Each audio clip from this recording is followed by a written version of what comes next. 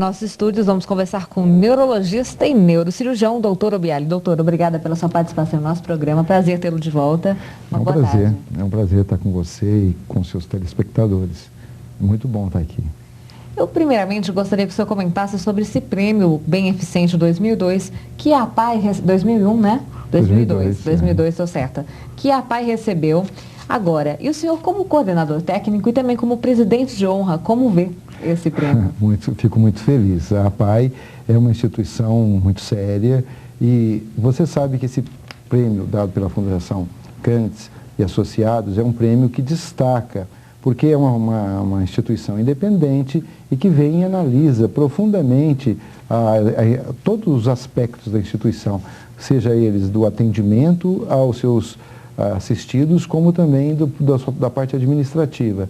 E de todas as instituições, para você ter uma ideia, nós temos 1.700 APAIs, mais ou menos, no Brasil. E de todas elas são escolhidas 500, e das 500 são tiradas 50.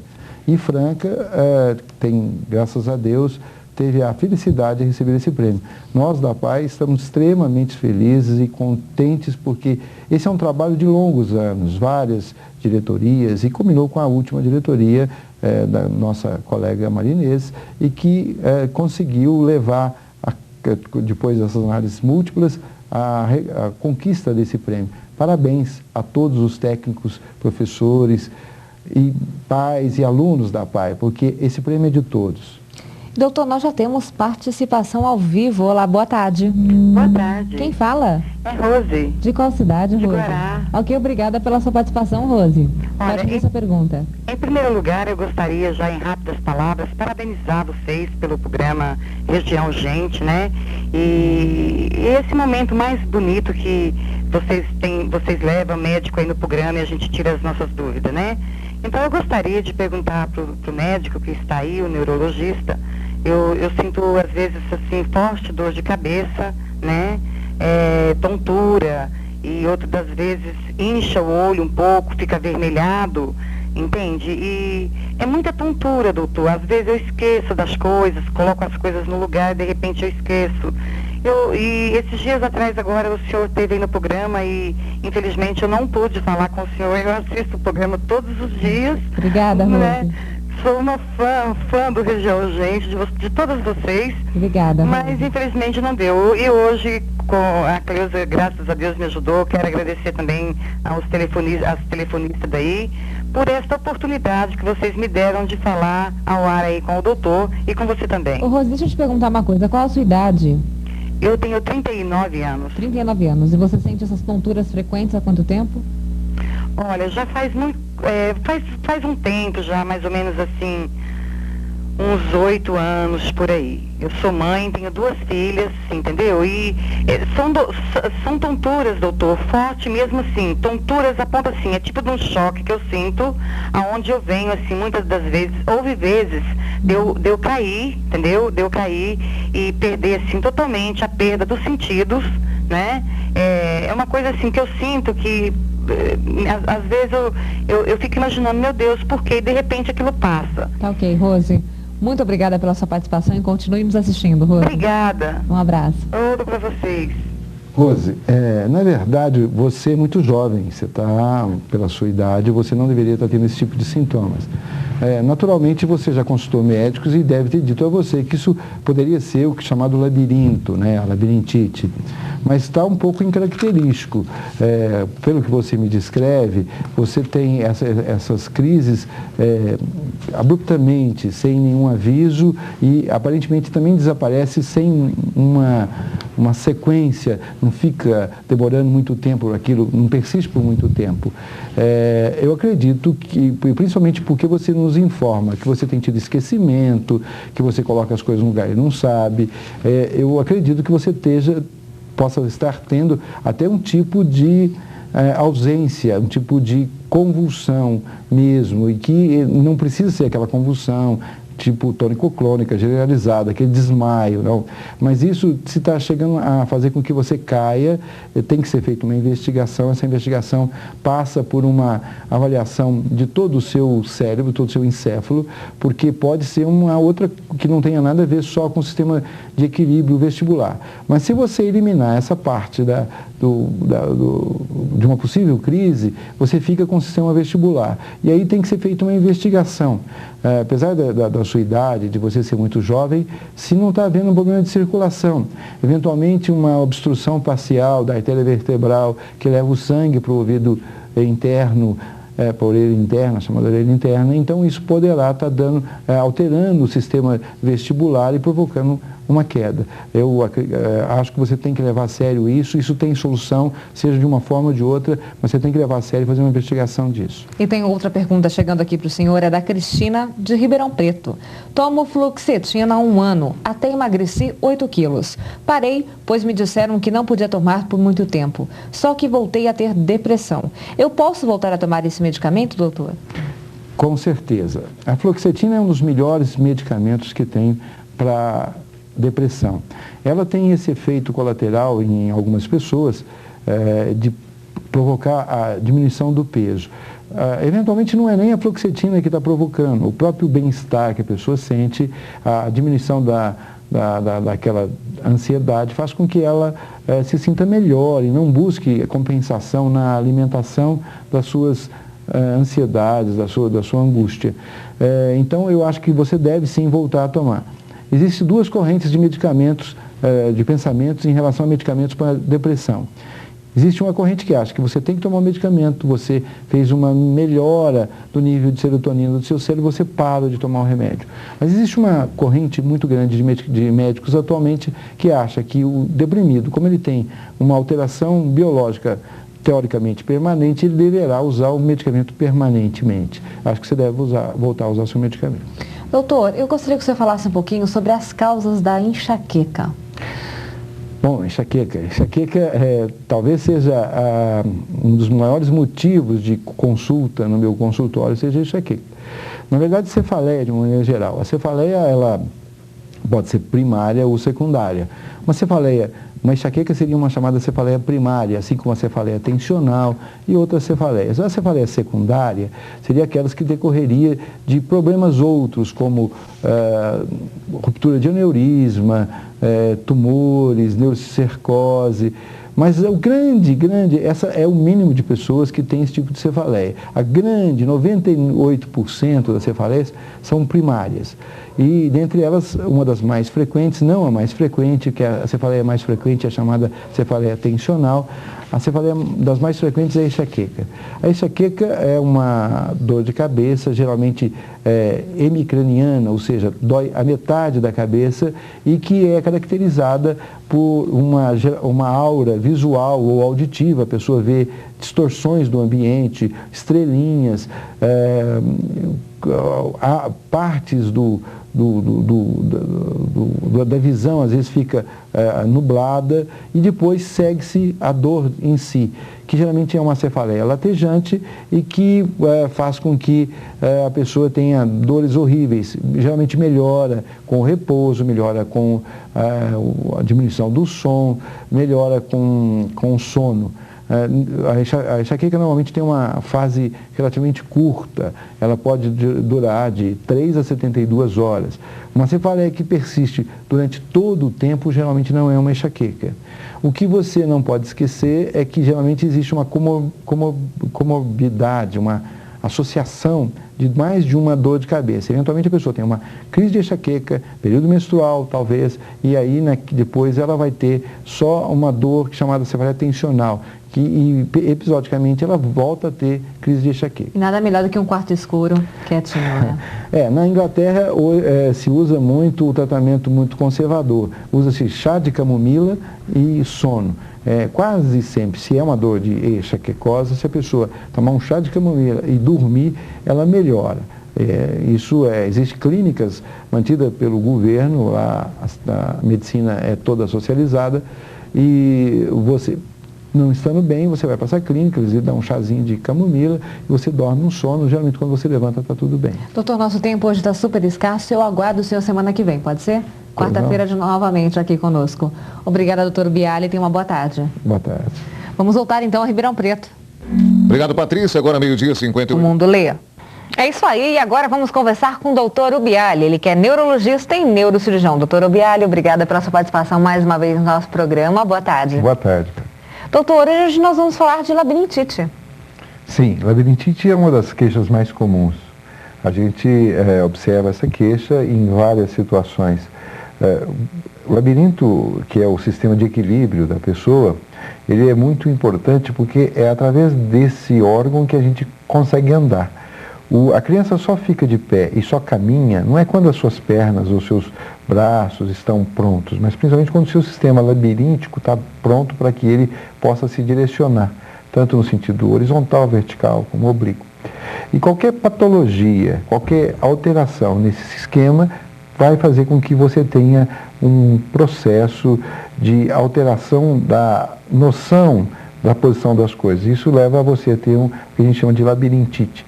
Naturalmente, labirintite seria a inflamação do labirinto. Esse é um caso muito raro, mas a gente chama de labirintite todas as alterações do labirinto. E o que causa a labirintite, doutor? Bom, a causa mais frequente da labirintite é um problema circulatório mesmo.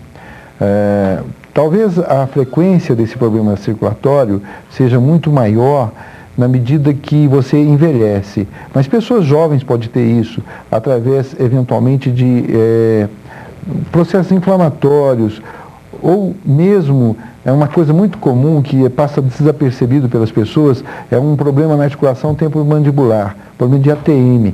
Às vezes a pessoa tem uma mordida que não está bem ocluída, ou ela coloca a mão dos dois lados e percebe que aquilo dá um estalito. Isso aí faz com que a pessoa possa ter não só dor de cabeça, mas também uma tontura, e talvez seja uma das causas mais frequentes de labirintite em jovens. Doutor, toda terminação em ite significa inflamação. Isso, seria inflamação. No caso, a gente usa, não é uma forma correta, mas foi consagrado pelo uso, usar para todas as alterações do equilíbrio vestibular, né, que no caso que seria comumente uma labirintite. E nós já temos uma pergunta para o senhor e você também pode ligar, é só você discar no 3703-0400. E a primeira pergunta, doutora, é da Juliana, aqui da cidade de Franca. Há 4 anos tive labirintite e tomei Vertix, é isso? E resolveu meu problema.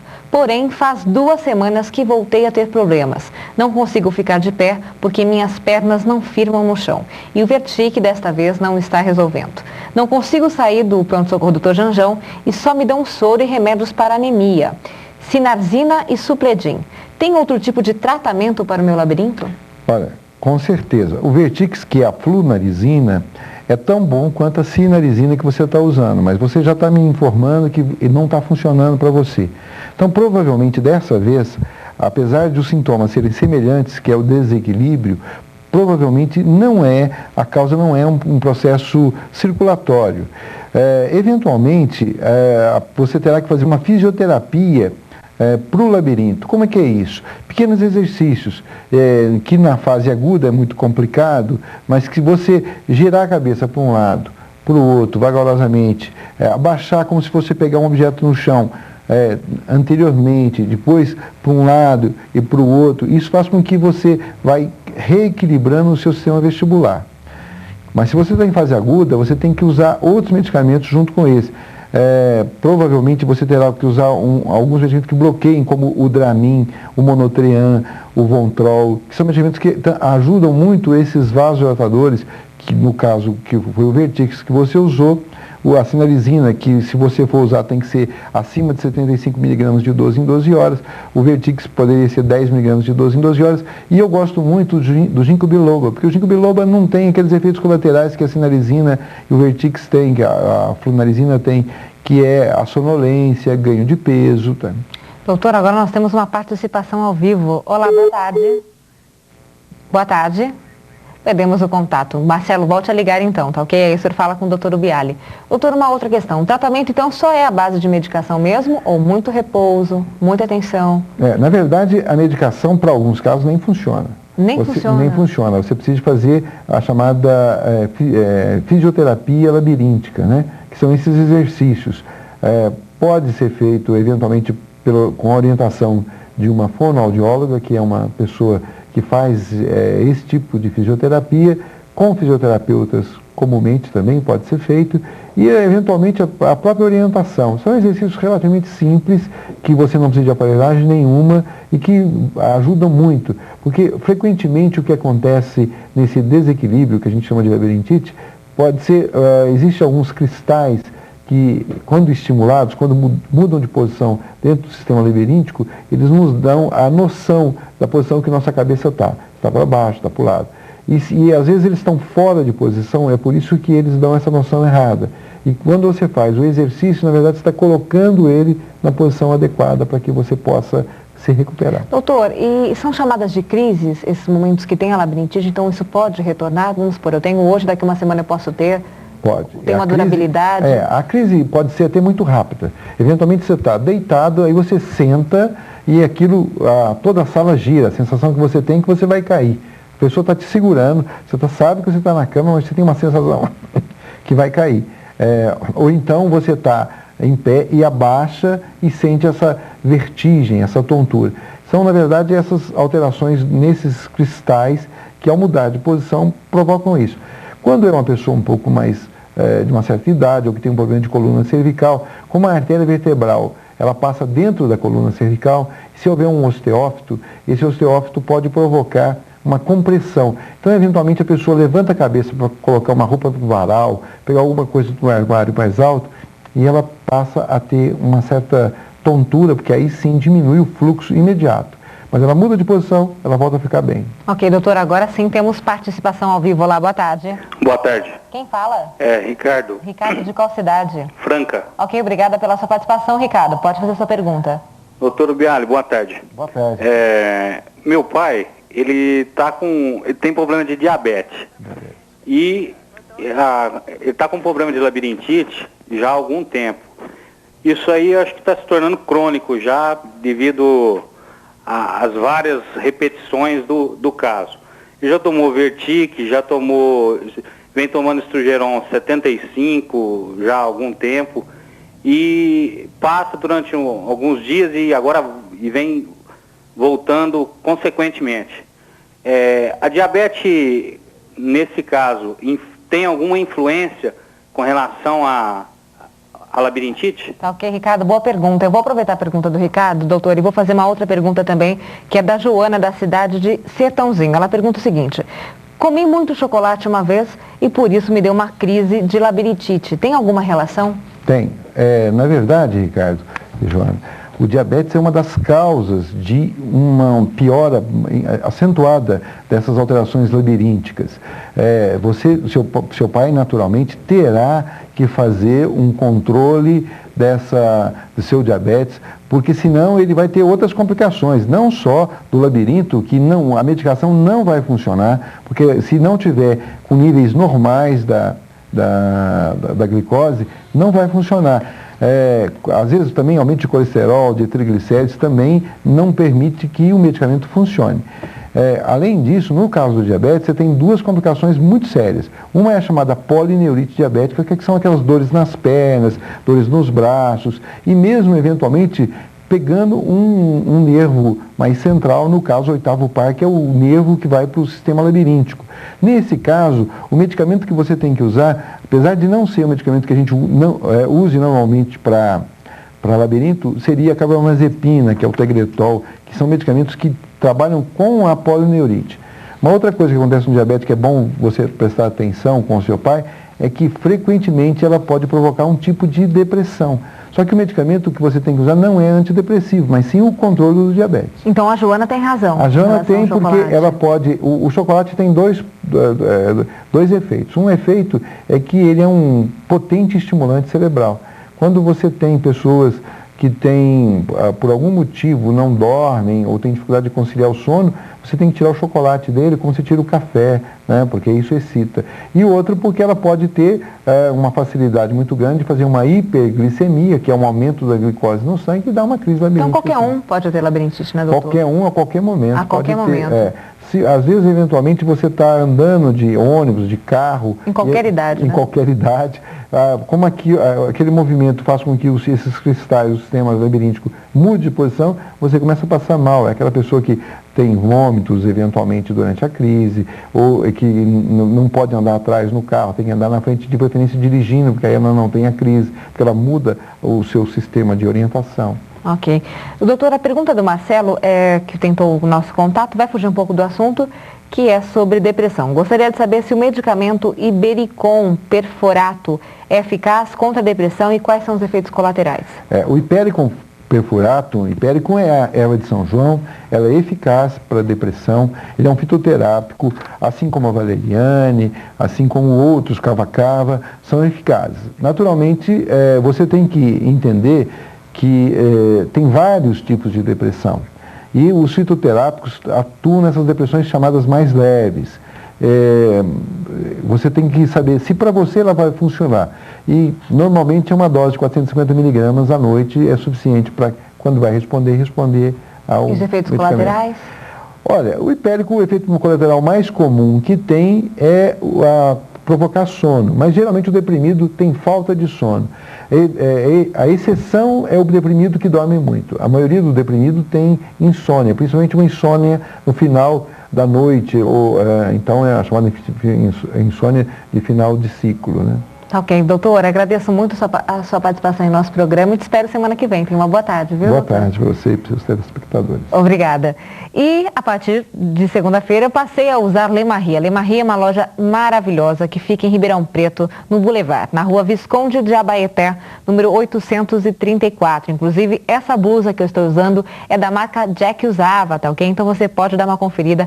Sua mãe merece também usar roupas lindas e ficar super elegante. O telefone lá é o 16-3911-2023. Ou se não, o 16-623-5754. Eu vou para um rápido intervalo e daqui a pouquinho retornaremos.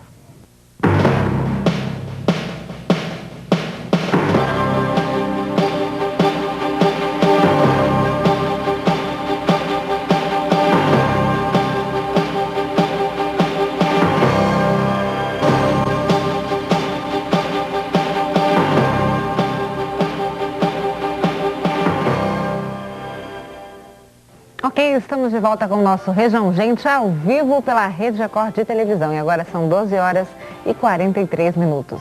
Vamos conversar com o neurologista e neurocirurgião, Dr. Ubiali. Dr. Ubiali, obrigada pela sua participação em nosso programa. Bom, boa tarde. Boa tarde para você e para todos os seus telespectadores. E nós vamos falar hoje, gente, sobre derrame cerebral. Eu gostaria então que o senhor explicasse para a gente o que causa o derrame cerebral. Bom, basicamente você tem duas causas de derrame cerebral. Você tem o isquêmico e o hemorrágico. O isquêmico, ele quase sempre é uma consequência ou de você ter um êmbolo que desgarra do coração e sobe para o cérebro, ou então uma obstrução da artéria. Obstrução da artéria por aterosclerose, por uma patologia qualquer. Agora, o hemorrágico, você eventualmente nasce com um aneurisma cerebral, esse aneurisma se rompe ao longo da sua vida. Apesar de você tê-lo desde pequeno, a fragilidade da artéria só vai romper só numa determinada época da tua vida, geralmente no adulto jovem. Então, qualquer idade? O AVC isquêmico, ele é uma patologia mais comum na pessoa idosa, mas você pode ter AVC até intraútero. Eventualmente uma criança pode nascer com uma paralisia de um lado do corpo e foi um derrame que ela teve intraútero.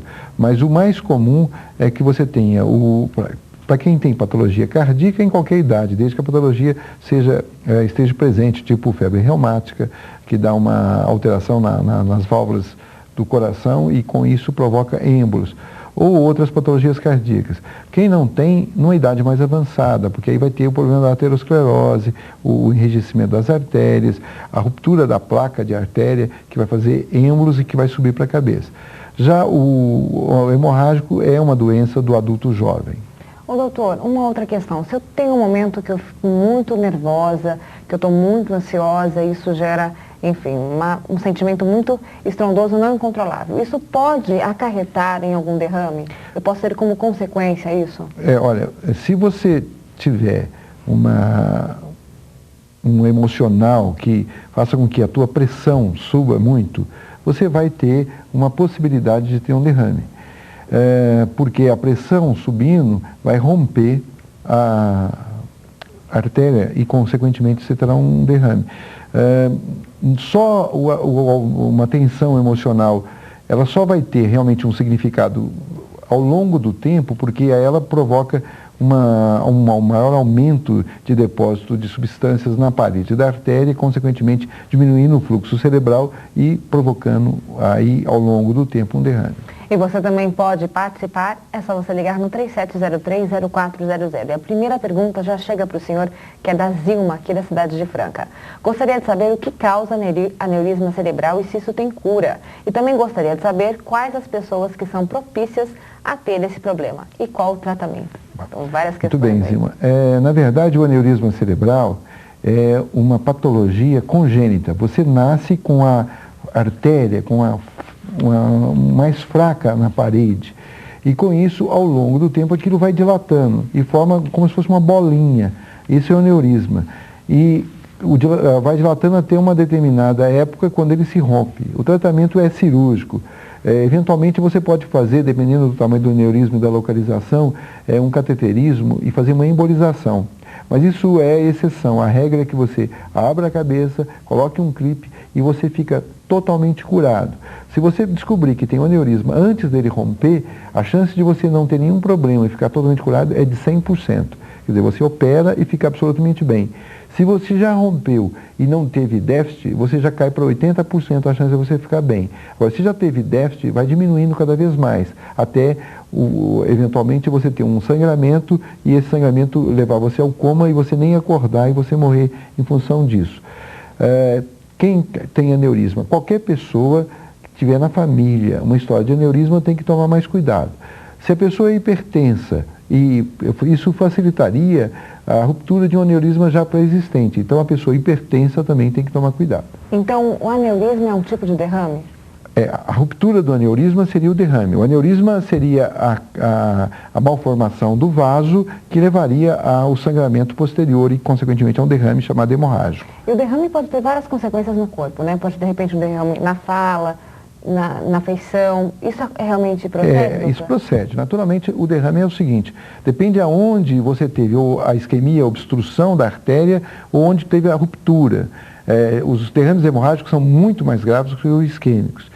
E é sempre o contrário. Se você tiver um derrame, uma isquemia, por exemplo, obstruir uma artéria do lado esquerdo da cabeça, você vai paralisar o lado direito do corpo. Uhum. E se você, como a fala está no hemisfério cerebral esquerdo, na sua grande maioria, mesmo nos destros, não tem a dominância do lado direito, que usa a mão direita, é sempre do lado esquerdo.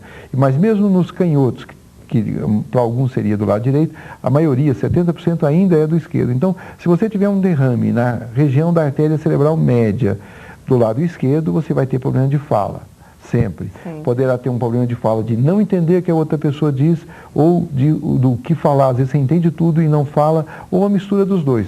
Algumas coisas você entende, outras você não entende, outras você fala ou não fala. Então, se minha mãe teve ou se minha avó teve, eu tenho que tomar cuidado. Com certeza. Hoje a gente valoriza... Genética nenhuma, né? Não, genética direta não, mas você tem uma predisposição familiar. Hoje a gente está valorizando muito isso, seja na epilepsia, seja na depressão, seja no derrame. Famílias em que, mesmo em cardiopatias, tumores de intestino, hoje assim, há realmente uma predisposição familiar. E com os estudos genéticos, com esse projeto Genoma, estão buscando exatamente quais são as características que levam a você ter uma predisposição maior ou não a um determinado tipo de doença. Como então se cuidar para isso não acontecer com você? Olha, basicamente você tem uma vida saudável. Se você é hipertenso, cuidado da sua hipertensão. Não ficar naquela de que eu sei quando a minha pressão sobe. Ninguém sabe quando a pressão sobe.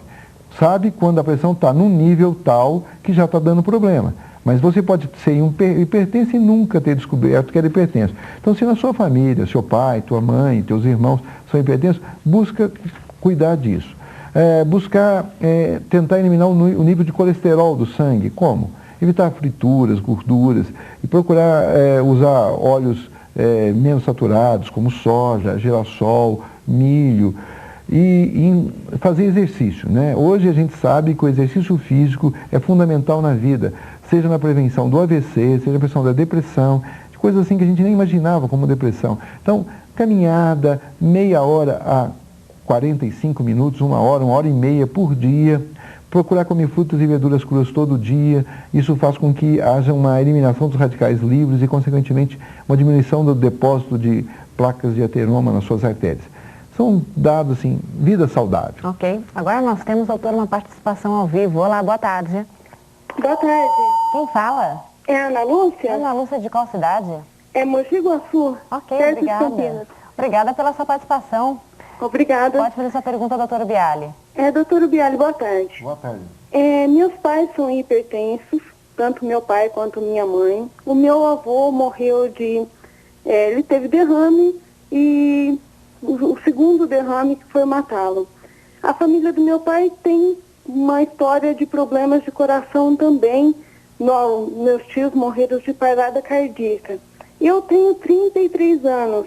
A partir de quando eu preciso tomar cuidado, se eu já tenho que tomar algum cuidado, se eu teria pretensão de ter, a minha pressão é normal. Toda vez que eu meço, ela está 12/8.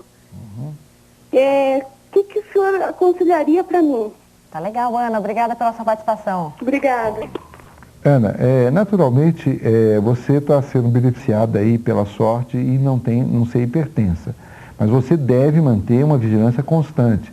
Com esse histórico todo teu familiar, de pai, mãe, avós, com um problema de hipertensão, você deve levar muito a sério a vigilância da sua pressão. Esse sistema de prevenção todo que eu disse, de uma alimentação saudável, da caminhada, você também não pode deixar de ter. Com essa história tua de cardiopatias e hipertensão, caminhada de manhã, evitar comidas com muita gordura, isso tudo é fundamental. Você é muito jovem, 33 anos, você é uma pessoa muito jovem, mas nada impede que você já faça essa prevenção desde agora e fique vigilante. Eu recomendaria que você fosse vigilante, principalmente em relação à sua pressão. Ok, tá aí, Ana, está respondido. E você também pode participar, é só você ligar 3703-0400. Outra participação ao vivo. Olá, boa tarde. Boa tarde. Quem fala? Maria das Graças. Qual cidade, Maria? Franca. Ok, obrigada pela sua participação. Pode perguntar. Eu gostaria de saber do doutor, se ele explicar melhor o que é o AVC, que teve uma tia minha que teve. Assim, tia parente do meu marido. E se seria um tipo de derrame, e se o derrame é irreversível, a pessoa pode recuperar, assim, quando perde os movimentos do lado, assim, se a pessoa fazendo fisioterapia, tudo ainda recupera. Ok, boa pergunta, Maria, obrigada. Tá. Maria, excelente a tua pergunta, vou poder explicar algumas coisas a respeito disso. AVC é acidente vascular cerebral, é o mesmo derrame. Derrame é um termo popular, acidente vascular cerebral é um termo mais científico. Então, e a gente costuma abreviar para AVC. Naturalmente, você pode, sim, quando você tem um AVC, vai depender da área que seja cometido e também da consequência de se aquilo foi houve uma destruição muito grande de tecido cerebral ou não. Mas a maioria dos AVCs tem uma boa recuperação, a não ser que pegue uma artéria muito grande, aí a recuperação é mais difícil. Mas se for um ramo pequeno, às vezes dá um edema na hora e a pessoa tem aquela paralisia e recupera. Naturalmente precisa de fisioterapia, precisa de reeducar, precisa de procurar tirar aquela tendência que a pessoa tem de arrastar a perna, pedir para que ela, ao movimentar, que ela preste atenção, porque a gente, depois, quando pequenininho, a gente faz um aprendizado automático da marcha e a partir daí a gente não dá bola mais para isso. A pessoa tem um derrame, ela tem que reaprender a andar, reaprender a movimentar com as mãos e dependendo da área, como a perna é irrigada por uma artéria e a mão por outra, você quase sempre tem uma recuperação, ou da mão ou da perna, quase sempre da perna, porque é a artéria cerebral anterior e quem é mais acometida é a artéria cerebral média. Então, tem que fazer a fisioterapia, às vezes demora um ano e meio, e sempre há uma recuperação. Ela pode não ser muito grande, mas pode ser até total. Frequentemente a gente tem pessoas que tiveram derrames, ficaram afásicas, não falavam, e depois elas estão ótimas, estão recuperadas. Reversível, né? Há esperança? Há muita esperança e tem que tomar o cuidado da fisioterapia, da fonoaudiologia, eventualmente precisa de fono para ajudar e principalmente procurar a partir do momento que já teve, tentar prevenir, mas se não consegue prevenir, a partir dali levar muito a sério. Evitar cigarro, que é uma das causas importantes de isquemia cerebral, né? Então, em função disso... Ok, doutor, nós temos outra participação ao vivo. Olá, boa tarde. Boa tarde. Quem fala? É Aparecida. Aparecida de qual cidade? Franca. Ok, obrigada pela sua participação, Aparecida. Obrigada Pode a fazer você. sua pergunta. Eu queria perguntar para o doutor Ubiali. Eu tenho assim, uma dor de cabeça diariamente quase. É do lado direito, assim, bem na frente assim, da cabeça. E sempre, sabe, sempre tem. Eu queria saber o que possa ser. Se é uma Você fica caleia. nervosa, Ana? É Aparecida, Oi? perdão. É quando você fica nervosa ou é constante? Não, é constante. Então, normal. Sabe Legal. assim? Tudo bem? Ok, obrigada, Muito Aparecida. obrigada a você. Aparecida, muito obrigado por essa pergunta, também, porque me lembrou de uma outra coisa. Aneurisma não dói, só dói quando rompe. É muito comum a pessoa ficar com medo, estou com dor de cabeça, posso estar com aneurisma. Não, a dor de cabeça não é uma das clínicas do aneurisma. O aneurisma, você não percebe que tem um aneurisma, a não ser quando ele rompe. Aí você tem uma dor de cabeça tremenda, mas é um quadro agudo e a pessoa fica com rigidez de nuca, com sinais meníngeos e etc. Essas são as características, então. Da ruptura do aneurisma. Ah, legal. Agora, no seu caso, é uma hemicrania, uma metade da cabeça que dói, e dói todos os dias. A gente chama isso aí de cefaleia crônica. Cefaleia é uma dor de cabeça crônica, não é uma enxaqueca, porque quando dói metade da cabeça, a gente sempre pensa em enxaqueca. Mas, normalmente, a enxaqueca, ela tem surtos, vai e volta. Todo dia, é muito difícil que seja uma enxaqueca. Mas costuma ser uma dor de cabeça tensional, ou mesmo você pode estar tendo um problema na articulação temporomandibular, da ATM, que a gente chama. Como ela pega o trigêmeo, e o trigêmeo ele leva a dor para metade da cabeça, o lado esquerdo ou o lado direito, e pode ser essa a causa do seu problema.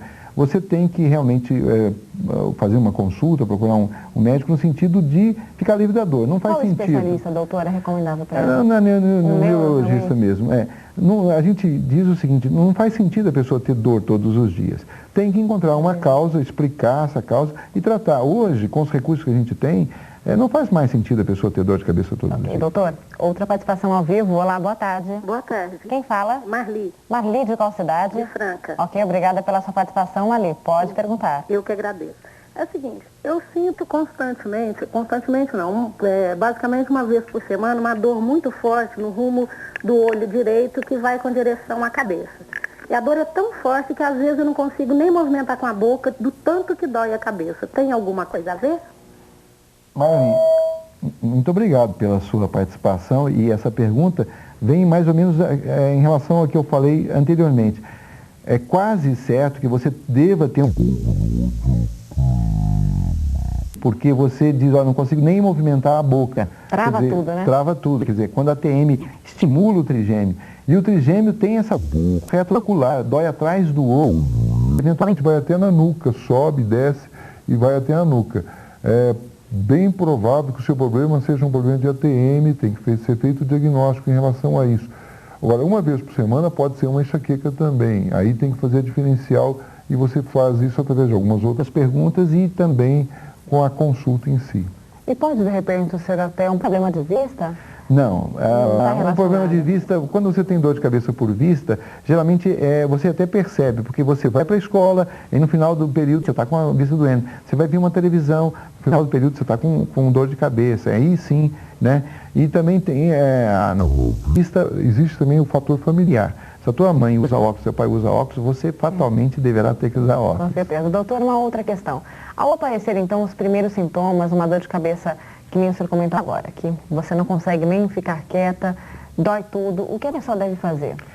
Olha, naturalmente procurar imediatamente o socorro médico, procurar um pronto-socorro. Porque pode aí estar acontecendo o derrame. Pode estar acontecendo. E eventualmente a gente até se confunde. Eu me lembro de um caso que a moça chegou e disse assim, olha, a minha amiga me abraçou, a gente estava numa festa e me apertou tanto que eu estou com uma dor de cabeça, deve ter me deslocado a coluna. E a gente olhava, parecia ser uma rigidez de nuca, mas na verdade ela tinha tido um sangramento naquele momento ali euforia, de apertar, aumentou a pressão dos vasos do sistema venoso, e com aquilo rompeu um vaso, e o diagnóstico foi feito muito depois, porque havia essa história de que poderia ter sido um deslocamento da coluna. Então, dor de cabeça com rigidez de nuca é um sinal meníngeo que pode dar em qualquer infecção meníngea, tipo as bacterianas, mas também pode ser um sangramento e aí tem que ser investigado. Então, nossa última participação ao vivo. Olá, boa tarde. Boa tarde. Quem fala? É Leonilda. Leonilda, obrigada pela sua participação. Você fala de qual cidade? É de Franca mesmo. Ok, obrigada. Pode fazer sua pergunta. É que eu tenho um menino de 8 anos e ele é diabético. E quando a taxa de açúcar dele está muito alta, ele não aguenta de dor de cabeça. Eu queria saber do doutor se tem, assim, problema de ficar alto e dar alguma coisa na cabeça. Ok. Tem muito problema. Você não pode, seu menino, se ele é diabético, o diabético tem que tomar o medicamento adequadamente, tem que fazer a dieta adequadamente. É difícil com criança. Criança adora doce, criança adora sair, vai para as festas dos amigos, e sempre tem alguém que está modificando essa dieta. Mas é preciso fazer um trabalho de conscientização para o seu menino, porque o diabetes provoca inúmeros problemas, problemas de perda de visão, problemas de acidente vascular cerebral por alteração no sistema de irrigação das artérias, e provoca problemas de perda de atividade no pé. Então, olha, muito cuidado com o seu menino. É trabalhoso, é doloroso ter o diabetes. O diabetes tem algumas pesquisas aí para se usar, tem algumas bactérias e vírus que vão ser colocados, que produzem insulina, e provavelmente vai melhorar muito a vida do diabético. Mas até chegar lá, seu menino tem que ter qualidade de vida, ele tem que estar bem, e é muito importante, principalmente, a dieta para o seu menino. E quando ele tiver essas dores? Tem que investigar, porque, na verdade, se está chegando a ter dor de cabeça porque está aumentando a glicose, é porque não está muito alta, tem que tomar muito cuidado. Alguma coisa estranha tem, né? Uma outra pergunta aqui, doutora, é da Márcia, da cidade de Bocaina. Bocaina também participando conosco. O que causa a perda do movimento do braço direito a partir do 8º mês de gravidez que começou? E já faz 4 meses que perdi o movimento. O que pode ser? Olha, se for somente a perda do movimento do braço, a gente teria que preocupar com uma lesão muito mais acometendo, se é todo o braço, não parte do braço. Você não está dando essa informação, eu não posso responder com muita precisão, mas se for todo o braço, você tem que pensar em alguma coisa mais periférica, tipo um nervo periférico. Mas você pode ter a perda do movimento por um acidente vascular cerebral mesmo, isso é só o braço. Agora, há uma diferença crucial nisso. Se for periférico a lesão, o braço fica muito flácido, muito mole. Se for central, ele tende no começo a ficar flácido e mole, mas depois ele vai enrijecendo, ele vai endurecendo. Você está num final de gravidez, vai ter que esperar nascer esse nenê e começar a fazer uma propedêutica disso. Se for periférico, você já pode começar, porque o exame que você faz é eletromiografia e ela não tem nenhum problema para o bebê. Já os outros exames não, aí precisa de fazer arteriografia, ressonância nuclear magnética, aí não tem como fazer agora. Recomendado. Tá ok, doutora, agradeço a sua participação. Muito obrigado. Os esclarecimentos no programa de hoje. Quarta-feira eu espero o senhor novamente. Muito obrigado. Tenha uma boa tarde. Para você também, Patrícia. Retornar a Ribeirão Preto. Não, perdão. Vamos então chamar um breve intervalo e já voltaremos.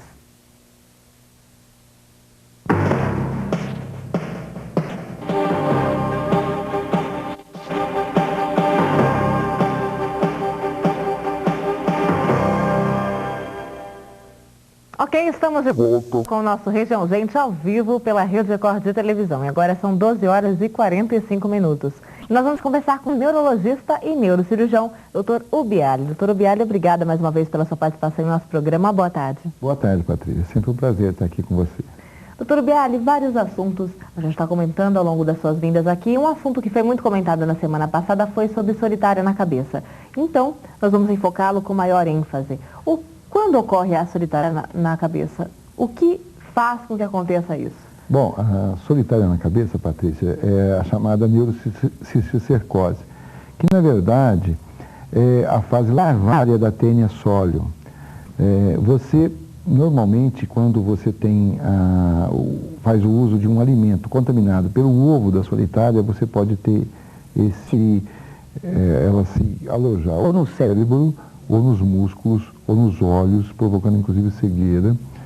E é preciso esclarecer já de pronto uma coisa que o pessoal confunde muito.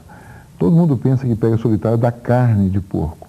A solitária da carne de porco, né, que você come o porco com canjiquinha, né, aquelas vesículazinhas, aquelas bolinhas que você vê na carne de porco, aquilo dá solitária na barriga, né? Só, e não na cabeça. E não na cabeça. Aquela é a tênia mesmo, é a forma. Normalmente o homem é o hospedeiro definitivo e o porco é o hospedeiro intermediário. Então o porco tem a cisticercose, que é a canjiquinha, e o homem tem, quando tem a solitária, que é a forma adulta.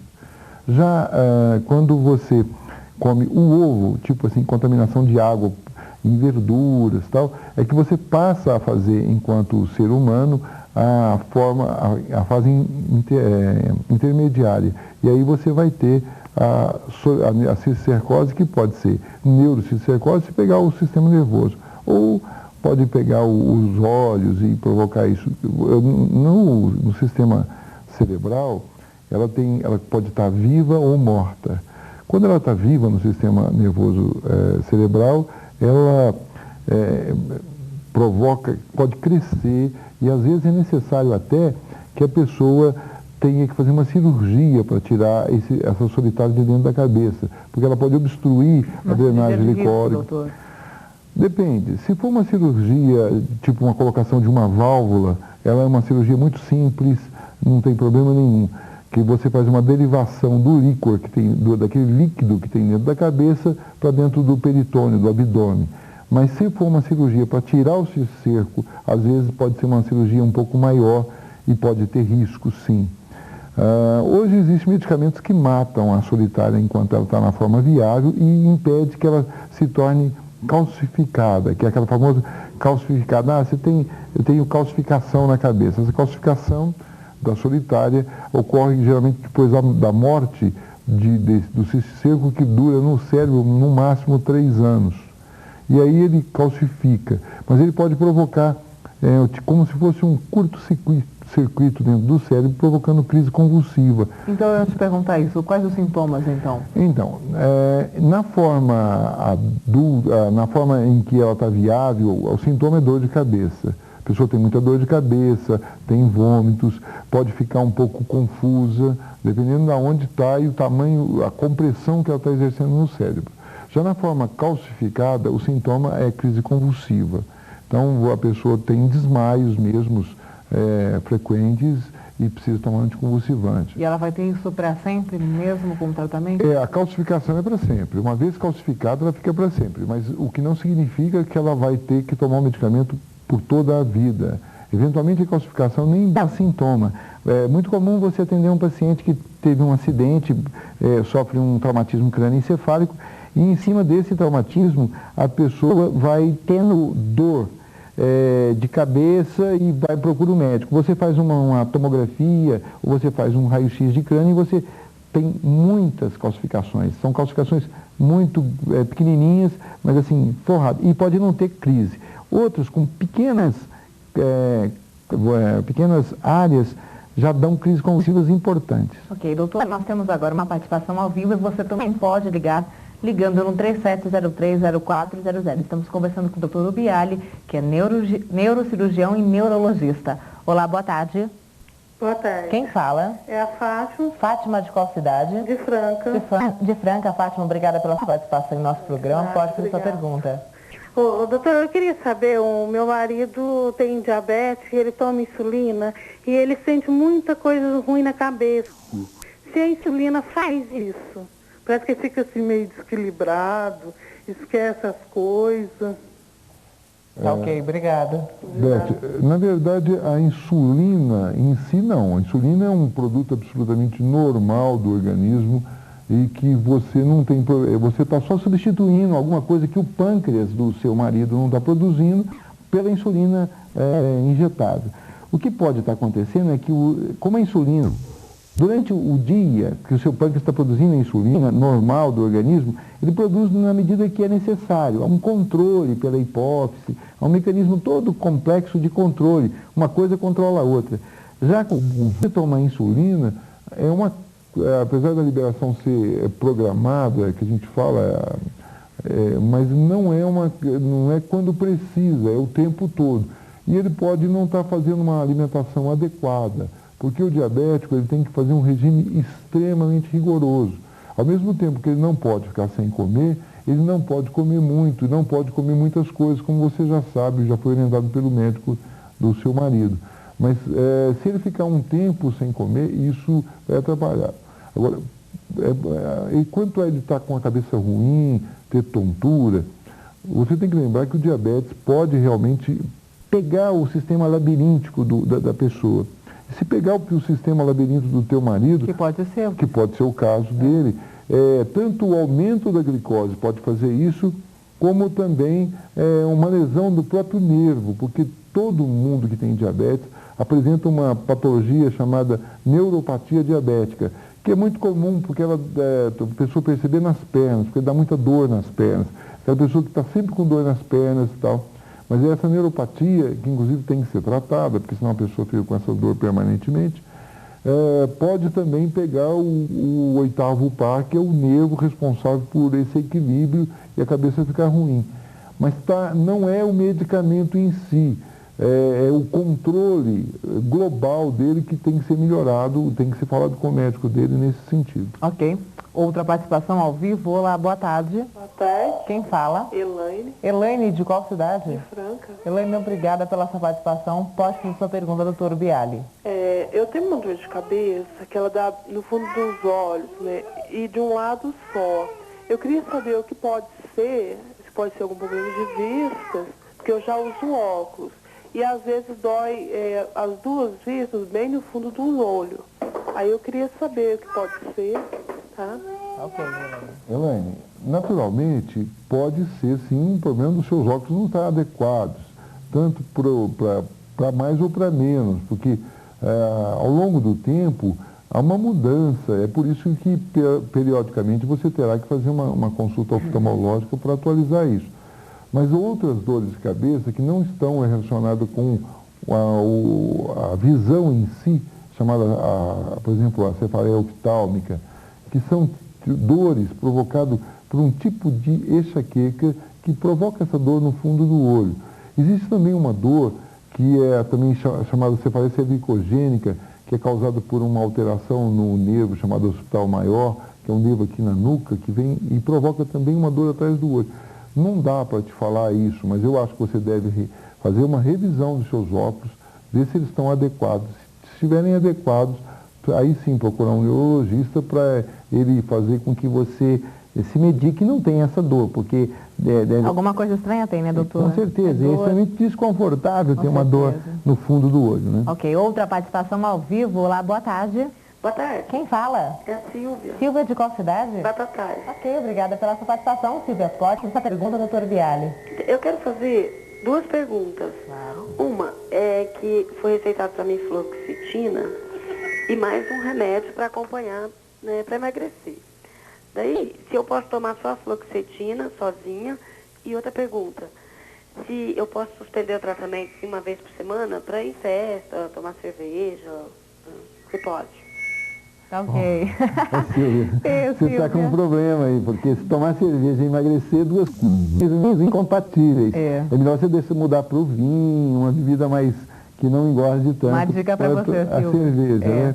Mas olha, Silvia, não adianta você parar uma vez por semana de tomar fluoxetina para você beber. É melhor que você beba tomando a fluoxetina, porque a fluoxetina fica no seu organismo no mínimo 72 horas. Então, se você parar agora, ele ainda vai estar no teu organismo 72 horas. Então, é preciso que você se preocupe quanto a emagrecer com a fluoxetina. Olha, também é um outro problema. Ela te emagrece muito e bastante, ela ajuda bastante, mas no início. Depois de um certo tempo, ela não ajuda e pode até ter um efeito contrário. Então, você deverá tomar fluoxetina por um período relativamente curto, conseguir o seu objetivo e manter o seu corpo, o seu emagrecimento com exercícios, com dieta. Uma reeducação alimentar. Reeducação alimentar, com certeza. Porque só na medicação vai ser difícil para a Silvia conseguir isso. E não adianta, isso não. Mas não tem problema. Se você beber relativamente pouco, não for, porque vai aumentar o efeito da bebida. Então, senão ela vai estar numa festa lá, bebe um pouquinho mais e vai fazer um escândalo lá porque bebeu um pouquinho mais. Então, prestar atenção nisso. Não é que está impedido de beber, é beber com maior moderação, dando mais tempo na quantidade de bebida. Ok. Tem uma outra pergunta aqui para o senhor chegando, é da Ana Maria, aqui da cidade de Franca. Minha filha, desde pequena, tem dores de cabeça, de latejar no alto da cabeça. Não pode nem pisar no chão. Fica com os olhos inchados, como se tivesse sido picada por uma abelha. E seu rosto também incha, e esse inchaço dura às vezes o dia todo e a dor também. Já levei ao médico e o mesmo pediu mapeamento, porém não posso pagar, a rede pública não faz, somente tomografia. Mas a médica insiste que tem que ser feito o mapeamento. O senhor acha que eu devo fazê-lo mesmo? Olha, é uma pergunta complicada para eu responder, mas eu digo para você o seguinte, olha, dor de cabeça que tem edema na face, você tem que excluir primeiro um processo inflamatório que possa se repetir, tipo uma sinusite mesmo. Mas o que é mais importante aí, que eu vejo, nesse caso especificamente, eu não estaria tão preocupado com o mapeamento. Eu acho que, eventualmente, até um próprio eletro poderia substituir o mapeamento aí. Eu acho que a tomografia, a indicação, sim, ela é bem precisa para você excluir um processo inflamatório, alguma coisa mais direta. O mapeamento sempre ajuda, mas não ficaria tão preocupado com ele. Eu faria sim a tomografia, eu faria também um estudo, porque existem algumas dores de cabeça, chamadas cefaleia de Horton, são cefaleias assim, específicas que dão esse edema no olho. E para fazer uma avaliação, eventualmente, é só colocar dependendo da hora que tem essa dor, você fazer com que a criança durma com a cabeça um pouco mais elevada. Mas eu não ficaria preocupado, se a sua pergunta é sobre o mapa, eu não ficaria tão preocupada com o mapa em si. Eu acho que aí o eletro pode ajudar e acho que também a tomografia ajudaria muito, sim. Doutor, para a gente finalizar e fechar nosso assunto, que a gente abriu a nossa conversa sobre solitária na cabeça. Como a pessoa, então, deve se prevenir para não pegar solitária na cabeça, para não ter esse problema, doutor? Bom, na verdade isso é um problema de política pública, né? Você tem que ter saneamento básico, você tem que ter fossas ou esgoto, você tem que lavar. Olha, esse conhecimento ele é tão antigo da contaminação que já no Velho Testamento tinha como uma lei divina de Deus, uma lei de Deus, de lavar as mãos antes da alimentação. Porque se você lavar bem suas mãos antes de se alimentar, comer uma fruta, lavar a fruta, deixar a fruta de molho no vinagre um pouquinho antes de você, a verdura de molho no vinagre, isso tudo vai fazer com que você tenha uma qualidade de alimentação muito boa e provavelmente não terá essas contaminações. Evitar comer verduras e frutas que sejam irrigadas por águas de córrego, onde não tem saneamento, né? Você vai num restaurante, isso é um complicador, porque como você vai saber de onde veio aquela verdura, qual que é a garantia? Não tem. Então, buscar que os governos façam uma política pública em que todo mundo seja beneficiado com fossa, com esgoto, com água encanada. Eu penso até que até asfalto é importante, né? Eu fico pensando, Patrícia, às vezes, algumas coisas assim, faz-se asfalto, mas a pessoa tem que pagar pelo asfalto que vai fazer. Vai fazer isso, mas a pessoa tem que pagar. Então eu fico pensando assim, para que serve muito o governo, né? Porque se tudo você tem que fazer, uma praça precisa do empresário patrocinar para poder que a praça seja cuidada. A rua, para passar o asfalto na tua rua, você tem que assinar e pagar mês a mês. Tem um monte de cidade, um monte de lugar que isso é feito pela verba pública. Eu acho que teria que ser repensado esse tipo de coisa para poder rapidamente atender todo mundo, porque às vezes nem todo mundo está em condição de pagar, ou às vezes até assina, quer o asfalto. Todo mundo não paga e todo mundo é prejudicado. Isso, então cria-se situações que devia ser dividido para a sociedade como um todo, porque isso beneficia a sociedade como um todo.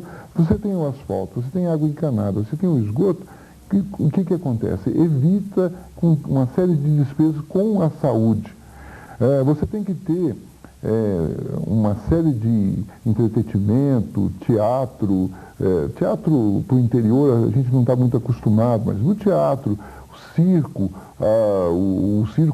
com a participação do povo como artista, você tem que ter alegria, futebol, tem que prestigiar. Eu vejo aí essas ligas amadoras, esse pessoal de coisa.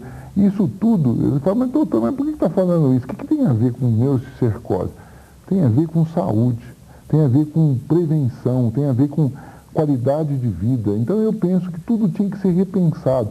Nós estamos muito acostumados, nós estamos numa sociedade muito confusa, nós estamos numa sociedade que, ao mesmo tempo que você quer combater o mercantilismo, o interesse financeiro, você pede para o interesse financeiro financiar você. Então não dá muito certo. Tá ok, doutor. Então, pessoal, cuidados com higiene, fundamental, né? Fundamental. Doutora, obrigada pela sua participação. Te espero semana que vem. Tenha uma boa tarde e um bom feriado, né? Obrigado, para você também. Ok. E sinônimo de informação, gente, é o jornal Comércio da Franca. Se você quer um jornal com resposta rápida e...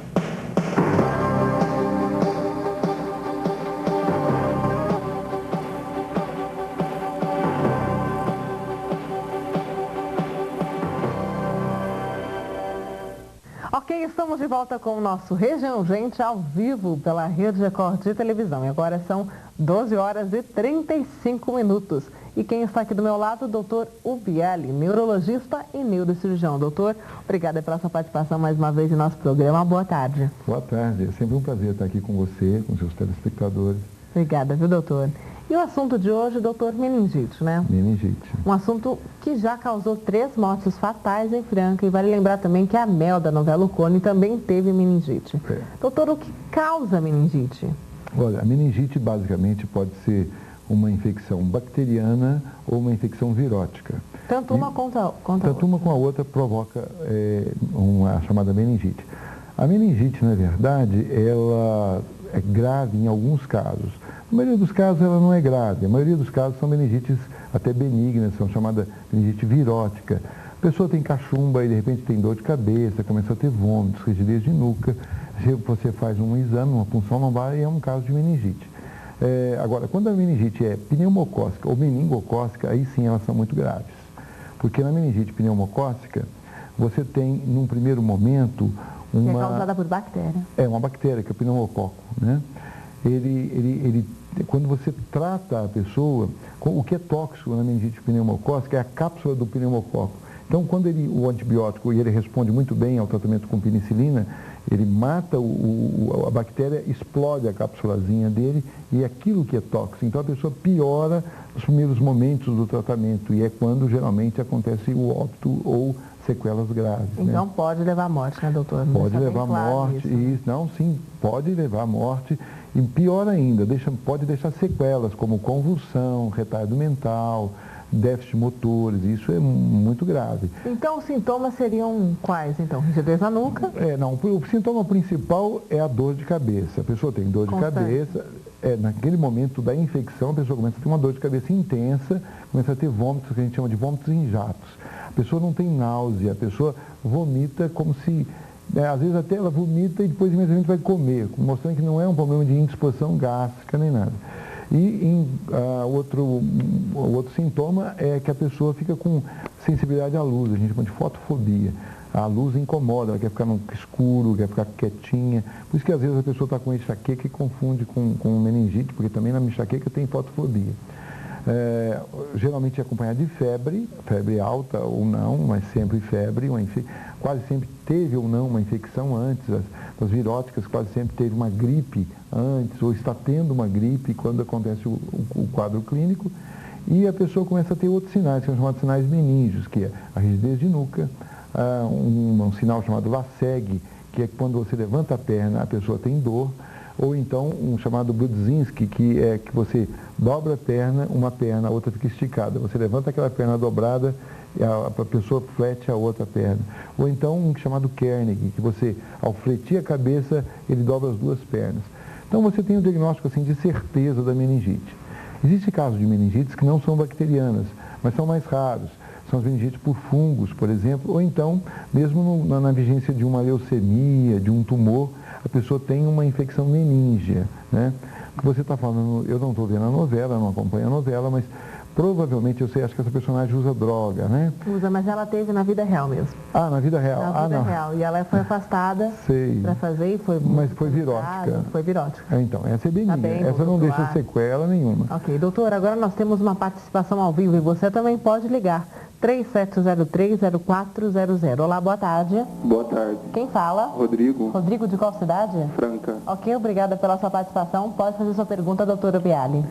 Primeiramente, eu queria fazer um agradecimento ao doutor Biali, que está fazendo um tratamento da minha mãe, a Eni, ele sabe quem que é. E eu não teria condição de estar fazendo esse tratamento. E eu quero que Deus retribua isso que ele está fazendo pela minha mãe.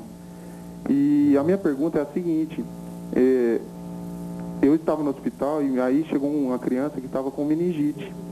E eu estava com meu filho no colo. E tinha muitas crianças e logo assim que a criança entrou para o consultório, foi tirada as crianças para poder lavar. E eu queria saber se nesse momento que estava lá, no ar, meu filho pode pegar meningite ou não. Ok. Obrigado, Rodrigo, pela sua pergunta e pelas suas palavras. Mas, na verdade, eu não estou fazendo mais do que a minha obrigação quando atendo a sua mãe. Mas em relação à transmissão da meningite. A meningite, principalmente a meningocócica, que é a que transmite, né, assim, via perdigoto, que é aquela, quando você fala, você acaba emudecendo o ar, jogando saliva no ar e essa saliva pode estar contaminada. O interessante da meningite é que quase sempre o portador da meningite ele não transmite a meningite. Quem transmite é chamado portador são. É a pessoa que convive com ele, que tem o germe, a Neisseria meningitis na garganta e não sabe que tem, ele só tem uma dor de garganta, quando tem uma dor de garganta e ele fica passando a meningite para todo mundo. Então aquele cerco que